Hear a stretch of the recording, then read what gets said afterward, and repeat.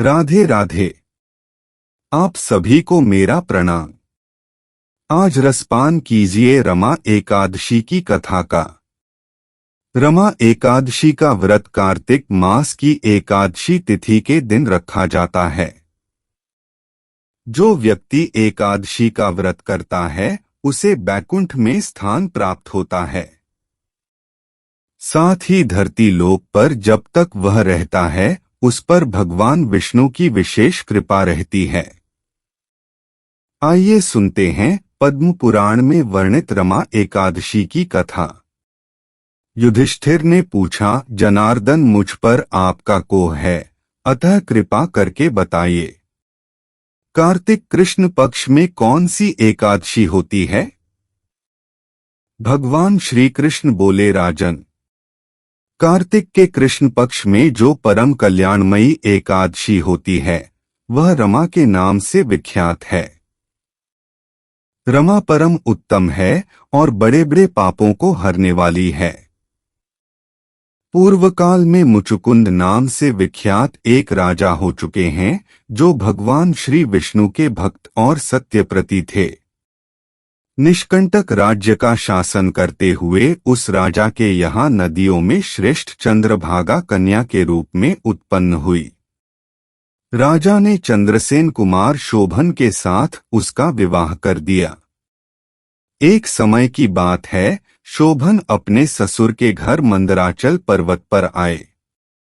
उनके यहाँ दशमी का दिन आने पर समूचे ढिढोरा पिटवाया जाता था कि एकादशी के दिन कोई भी भोजन न करे। डंके की घोषणा सुनकर शोभन ने अपनी प्यारी पत्नी चंद्रभागा से कहा, अब मुझे इस समय क्या करना चाहिए? चंद्रभागा बोली, प्रभो, पिता के घर पर तो एकादशी को कोई भी भोजन नहीं कर सकता। हाथी, घोड़े, हाथियों के बच्चे तथा अन्य पशु भी अन्न, घास तथा जल तृण का आहार नहीं करने पाते, फिर मनुष्य एकादशी के दिन कैसे भोजन कर सकते हैं?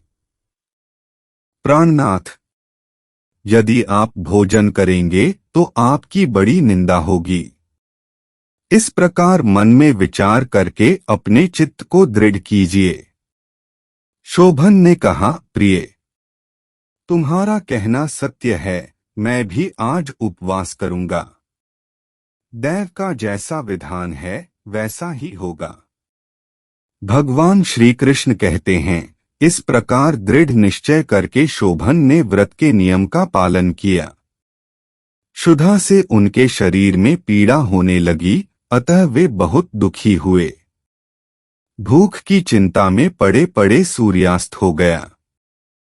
रात्रि आई, जो हरिपूजा परायण तथा जागरण में आसक्त वैष्णव मनुष्यों का हर्ष बढ़ाने वाली थी, परंतु वही रात्रि शोभन के लिए अत्यंत दुखदायिनी हुई। सूर्योदय होते होते उनका प्राणांत हो गया। राजा मुचुकुंद ने राजोचित काष्ठों से शोभन का दाह संस्कार कराया। चंद्रभागा पति का पारलौकिक कर्म करके पिता के ही घर पर रहने लगी। नृपश्रेष्ठ, रमा एकादशी के व्रत के प्रभाव से शोभन मंदराचल के शिखर पर बसे हुए परम रमणीय देवपुर को प्राप्त हुआ। वहां शोभन द्वितीय बेर की भांति शोभा पाने लगा।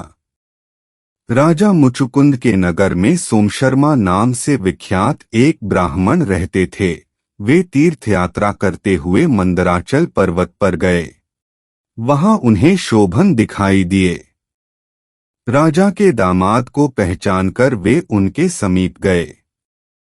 शोभन भी उस समय द्विजश्रेष्ठ सोमशर्मा को आया जान शीघ्र ही आसन से उठकर खड़े हो गए और उन्हें प्रणाम किया। फिर अपने ससुर राजा कुंद का, प्रिय पत्नी चंद्रभागा का तथा समस्त नगर का कुशल समाचार पूछा। सोमशर्मा ने कहा, राजन, वहां सबकी कुवाल है। यहाँ तो अद्भुत आश्चर्य की बात है। ऐसा सुंदर और विचित्र नगर तो कहीं किसी ने भी नहीं देखा होगा। बताओ तो सही, तुम्हें इस नगर की प्राप्ति कैसे हुई? शोभन बोले, द्विजेंद्र, कार्तिक कृष्ण पक्ष में जो रमा नाम की एकादशी होती है, उसी का व्रत करने से मुझे ऐसे नगर की प्राप्ति हुई है। ब्राह्मण, मैंने श्रद्धाहीन होकर इस उत्तम व्रत का अनुष्ठान किया था, इसलिए मैं ऐसा मानता हूं कि यह नगर सदा स्थिर रहने वाला नहीं है। आप मुचुकुंद की सुंदरी कन्या चंद्रभागा से यह सारा वृत्तांत कहिएगा। शोभन की बात सुनकर सोम ब्राह्मण मुचुकुंदपुर में गए और वहां चंद्रभागा के सामने उन्होंने सारा वृत्तांत कह सुनाया। सोम शर्मा बोले, शुभे, मैंने तुम्हारे पति को प्रत्यक्ष देखा है तथा इंद्रपुरी के समान उनके दुर्धर्ष नगर का भी अवलोकन किया है। वे उसे अस्थिर बतलाते थे, तुम उसको स्थिर बनाओ। चंद्रभागा ने कहा है, हे ब्राह्मण, मेरे मन में पति के दर्शन की लालसा लगी हुई है। आप मुझे वहां ले चलिए। मैं अपने व्रत के पुण्य से उस नगर को स्थिर बनाऊंगी। भगवान श्री कृष्ण कहते हैं, राजन। चंद्रभागा की बात सुनकर सोमशर्मा उसे साथ ले मंदराचल पर्वत के निकट वामदेव मुनि के आश्रम पर ले गए। वहां ऋषि के मंत्रों की शक्ति तथा एकादशी से व्रत के प्रभाव से चंद्रभागा का शरीर दिव्य हो गया तथा उसने दिव्य गति प्राप्त कर ली। इसके बाद वह पति के समीप गई। उस समय उसके नेत्र हर्षोल्लास से खिल रहे थे।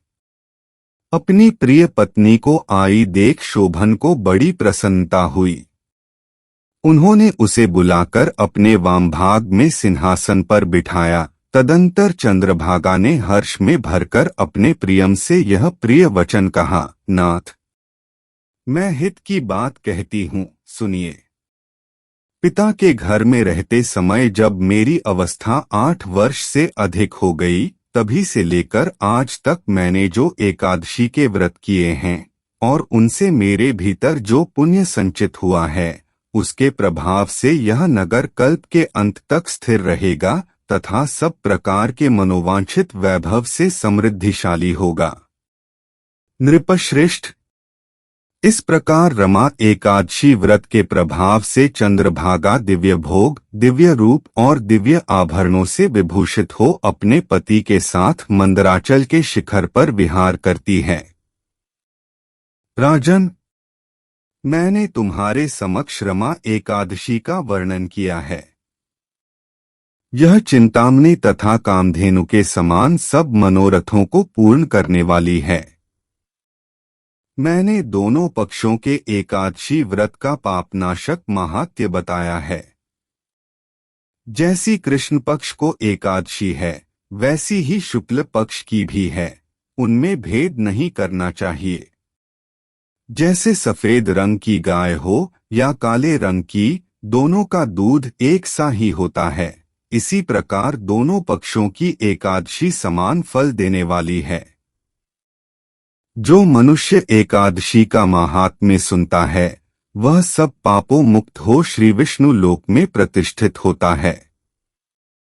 बोलो श्री हरि विष्णु भगवान की जय।